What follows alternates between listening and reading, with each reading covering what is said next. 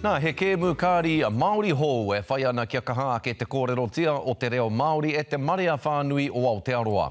Hei tā te pūrongo a Hania Douglas, ko te hia o te hunga i hanga i a tākaro kia māhora te reo hei reo kōrero ki ngā horopaki o Iara.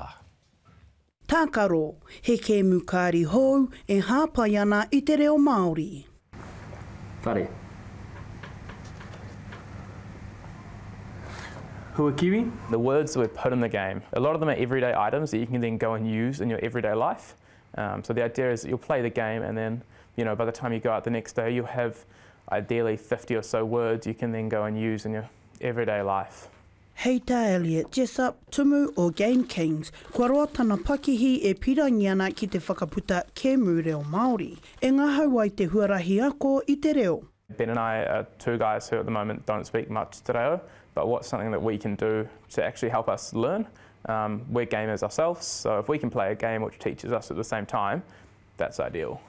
I tēnei wā kei Kickstarter te kēmu o Tākaro e hokona ana, kia pai ai te penapena pūtea, kia tika te whakarewa. Me te aha, hei tā Jessup, he whāinga motuhake hoki tō rātau mo te whakarewatanga. Anei a mātou o Game Kings, e whakapāho atu ana kia koutou, mō tā mātou kēmu hou. We needed to launch a Kickstarter for this game, and that's mainly just so we can get the initial pre-sales and funding that we need to get this game sort of kicked off and produced. So, we've launched this now in June. Our idea is to deliver the game in September, second week in line with Māori Language Week. E hoko tō mua tiana te kēmu nei ki te pai tukutuku o Kickstarter. Ka kapi a te rima o Hongongoi. Hania Douglas, Te Karere.